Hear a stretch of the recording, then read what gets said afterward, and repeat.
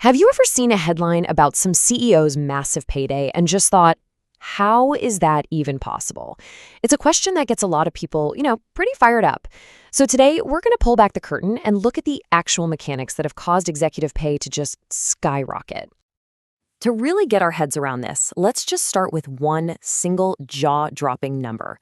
Right now, the average CEO of a major U.S. company makes 280 times more than their typical employee. Just let that sink in for a second.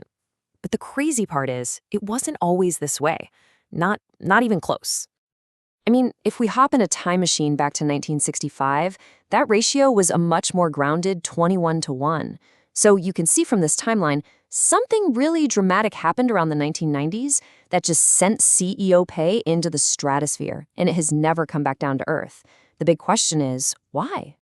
Well, to get to the bottom of it, we're going to turn to someone who knows a thing or two about big money, the one and only Warren Buffett.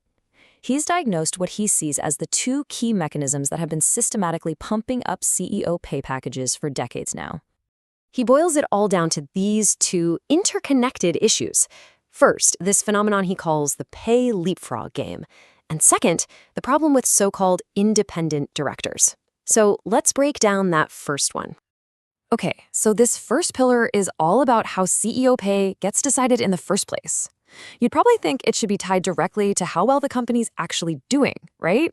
But it turns out a huge, and maybe even more influential factor, is simply what other CEOs are making. And that, as we're about to see, creates a relentless, endless upward spiral. And this quote from Buffett just nails the psychology at play. He points out that when you publish what everyone's making, it doesn't lead to restraint. Nope. It does the complete opposite. It's not about shame, it's about envy, and this powerful human desire to not be the one getting left behind. And this right here perfectly illustrates the feedback loop this creates, what Buffett calls the ratcheting effect. So follow along with me. Step 1, a board hires a compensation consultant. Step 2, that consultant benchmarks the CEO's pay against a group of their peers. Then step 3, almost inevitably, the CEO's pay is found to be below average. I mean, no board wants to admit they have an average CEO, right? So in step 4, they approve a nice big raise. But here's the crucial part. Step 5. By doing that, they've just raised the average for the entire group, which means the next time a consultant is hired for another CEO in that group, the whole cycle just starts over, but from a higher baseline. It just keeps ratcheting up and up and up. And Buffett isn't the only giant of the investing world to see it this way.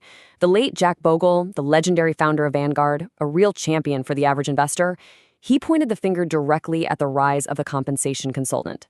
He basically said their entire business model is flawed. I mean, think about it. A consultant who consistently recommends lower pay probably isn't going to get a lot of repeat business, are they?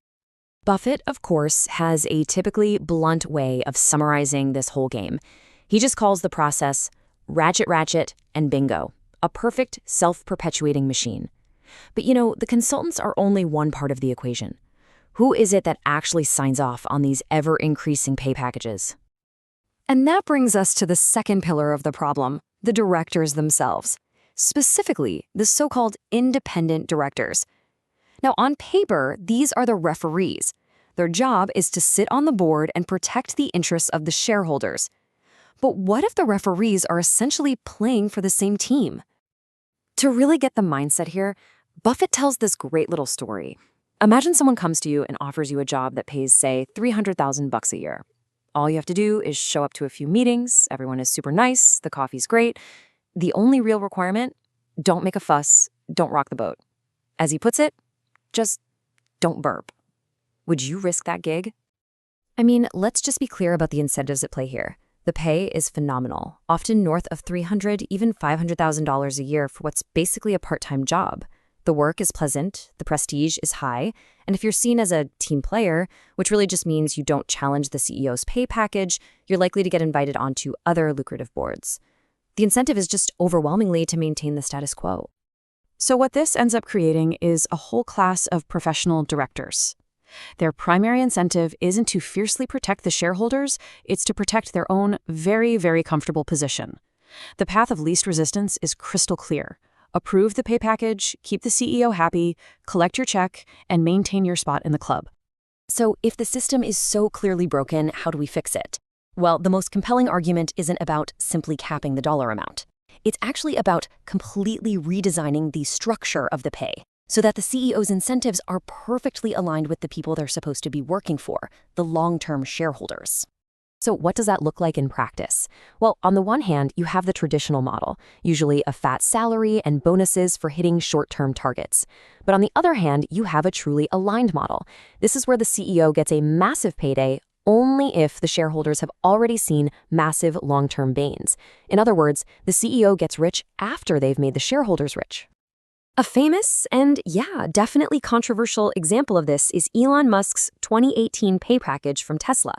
He took zero salary. Zero.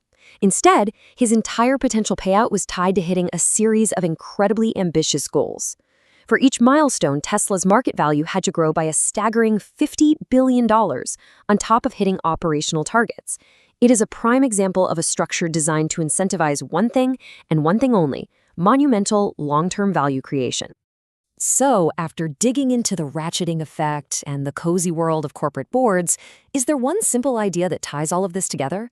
For that, we're going to turn to Buffett's legendary partner, the late, great Charlie Munger.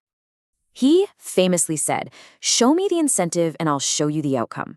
This one sentence is the key that unlocks this entire issue. The consultants, they're incentivized to recommend higher pay, so they do. The directors, they're incentivized to keep their cushy jobs, so they approve it. The system is perfectly designed to produce the exact outcomes we see. The only way to change the outcome is to change the incentives. So the next time you see a headline about some mind-boggling CEO payday, you now have the tool to look past the outrage. Don't just focus on the number. Ask the Munger question. What behavior exactly is this massive payday designed to incentivize? The answer to that will tell you everything you need to know.